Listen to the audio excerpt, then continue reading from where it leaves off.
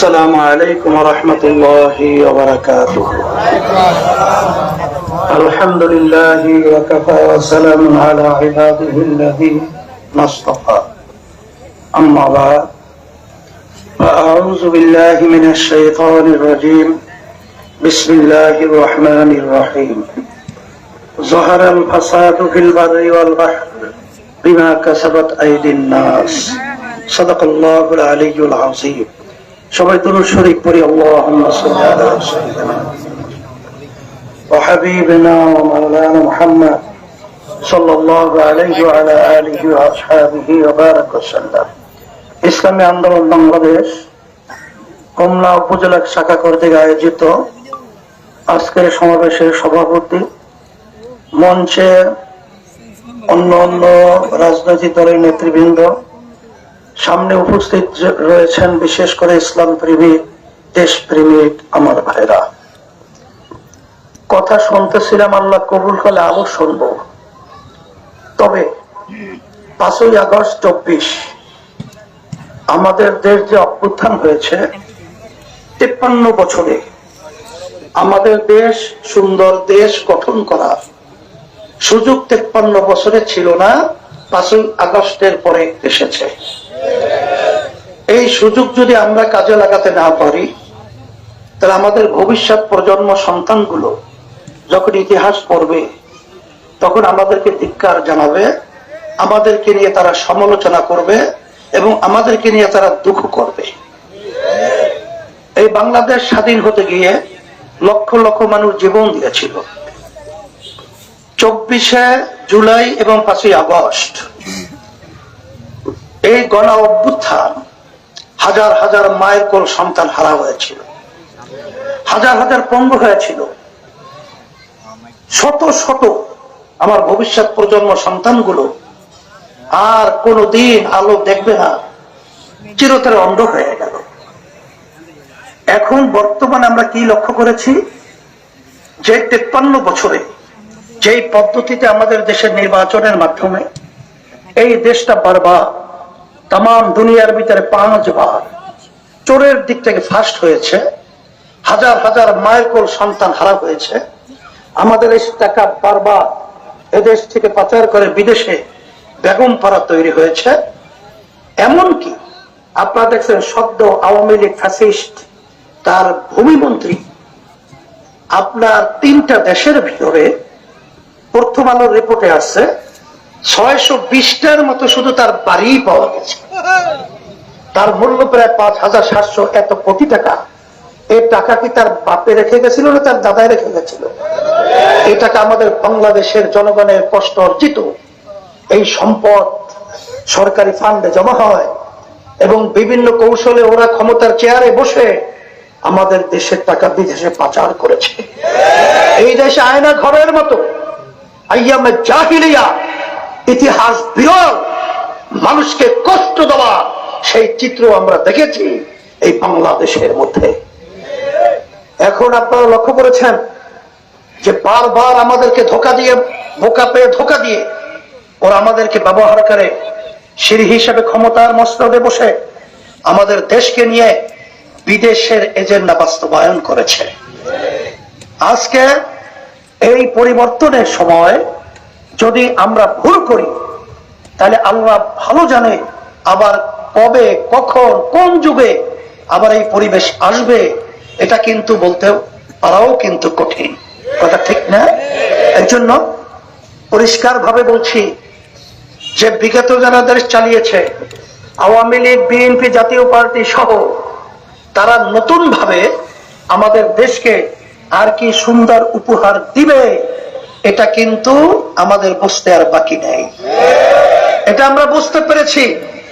তারা সিগন্যাল দিয়েছে, তারাই বাংলাদেশের ভিতরে আমাদের সন্তান সোহাগকে আপনারা দেখেছেন কিভাবে নির্মম ভাবে পাথর মেরে হত্যা করে এবং মরা লাশের উপরে উঠে আবার তারা নৃত্য প্রকাশ করে।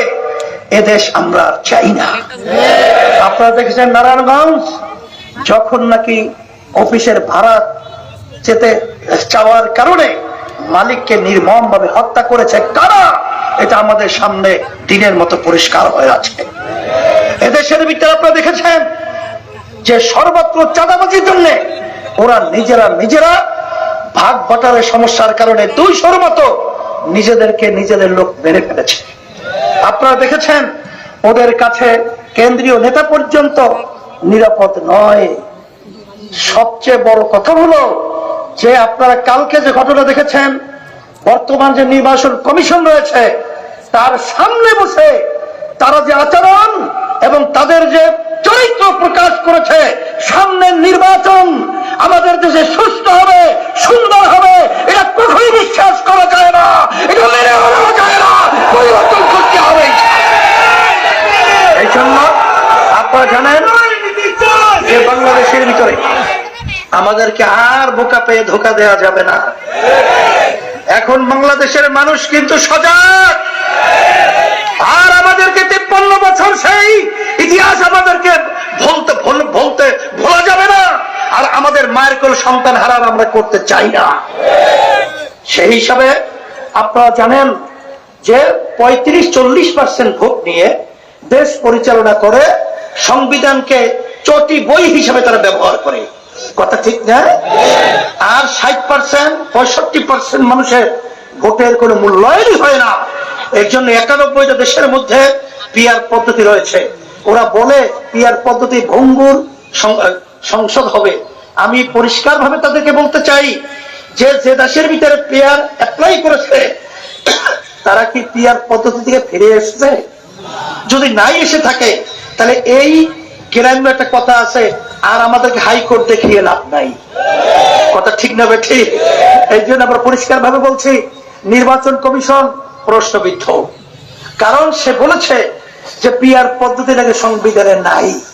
তাই সংবিধান অনুযায়ী আওয়ামী লীগ সরকার থাকার কথা ছিল 29 সাল। কয় সাল?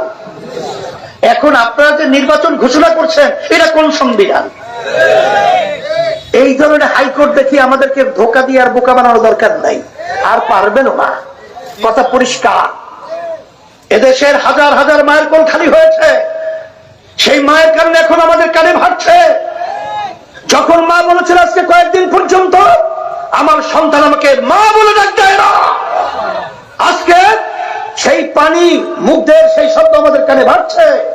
আজকে আবু সাইদের সেই হাত প্রসারিত করে এই দেশকে রক্ষার জন্য যখন তিনি রাস্তায় লুকিয়ে পড়েছিল, এই হায়ানারা তার বুকে গুলি করে আমরা জেলতলে নির্বাচনের মাধ্যমে এই চাঁদাবাজদেরকে, এই খুনিদেরকে আর 5 বছরে দেখতে চাই না, যেতে দেওয়া হবে না, পরিবর্তন করতে হবে। সেই লক্ষ্যে আমি সকল বিদগ্ধ আহ্বান জানাবো, পরিষ্কার ভাবে বলছি, আল্লাহ রাব্বুল আলামিন বলেছেন যে জাতি নিজেদের ভাগ্যের পরিবর্তন না করে সে জাতির পরিবর্তন ভাগ্যের আমি করি না। এর পরিবর্তন আমাদের কি করতে হবে? এই জন্য আসেন, সুযোগ আসছে, বেশিরভাগ রাজনৈতিক দল আজকে পিআর পদ্ধতির নির্বাচনের ব্যাপারে একমত হয়েছে, কিন্তু যারা নাকি পিআর পদ্ধতির বিরোধিতা করে তারা কি দেশের জন্য? আসলে না দলের জন্য, না ব্যক্তি স্বার্থের জন্য। এটা কিন্তু আমাদের পরিষ্কার বুঝতে হবে। পিআর পদ্ধতি আপনাদের অসুবিধা কোথায়? যদি বাংলাদেশের মানুষ আপনাদের সমর্থন করে আপনারাই ক্ষমতায় যাবেন, কি কথা ঠিক কিনা? কিন্তু মূল ব্যাপার হলো ওই গুন্ডাবির তাণ্ডব চালানো যায় না। কালা টাকা এর মাধ্যমে গুন্ডা তৈরি করা, বিভিন্ন পর্যায়ে পরিবেশ তৈরি করে ভোট সেন্টার দখল করে নিজেদের বাক্সে ভোট ঢুকিয়ে সেই পরিবেশ ক্ষমতায় যাওয়ার তৈরি করা যায় না। এককভাবে ফ্যাসিস্ট চরিত্র সরকার তৈরি হয় না। এই জন্য আমরা পরিষ্কার ভাবে বলছি, দেশকে যদি সুন্দর করতে চান, আর আজকে যদি বিদেশে দাবিদার থেকে আপনারা মুক্তি হতে চান, আর মায়ের কোন সন্তান হারা যদি আর না করতে চান, আর যদি আপনারা চাঁদাবাজ থেকে মুক্তি হতে চান, তাহলে পিআর পদ্ধতির নির্বাচনই এদেশের সুন্দর পরিবেশ তৈরি হবে। সেই লক্ষ্যে আমরা ইসলামের পক্ষে একটা বাক্স দেওয়ার ঘোষণা দিয়েছি। আলহামদুলিল্লাহ, আজকে ইসলামের পক্ষের শক্তিগুলো আমরা একত্রিত হয়েছি, বলেন আলহামদুলিল্লাহ। এবং দেশ প্রেমিক যারা রয়েছে তাদেরকে আমরা সাথে নিয়ে এই সুন্দর দেশটা করার লক্ষ্যে আমরা কাজ করবে আহ্বান করছি। আর আমাদের এই হোমনা 2 আসনে আমাদের মাওলানা তাজুল ইসলাম সাহেব সভাপতি, তাকে হাত পাকা প্রতীক তার হাতে উঠিয়ে দিয়ে আপনাদের সামনে ইসলামের পক্ষে এমপি হিসাবে আমানত হিসাবে রেখে গেলাম। আল্লাহ রাব্বুল আলামিন তাকে ইসলামের পক্ষে হাত পাকা প্রতীকের পক্ষে এমপি হিসেবে কবুল করে নেয়। আর আপনাকে কুমিল্লা ইঞ্জিনিয়ার আশরাফুল আলম আমাদের যুগ্ম মহাসচিব আপনাদের সন্তান, তাকে হাত পাকা প্রতীক হাত দিয়ে উঠিয়ে দিয়ে আপনাদের সামনে আমানত হিসেবে রেখে গেলাম। আল্লাহ কবুল করে নেয়। আর কি জানি আসছে না এই পাঞ্চারামপুরের 6 কই নাম কি হাফেজ মোহাম্মদ আলী সাহেবকে হাত পাকা প্রতীক হাতে দিয়ে আমি আপনাদের সামনে আমানত হিসেবে রেখে আল্লাহ কবুল করুক। আল্লাহুম্মা আমিন।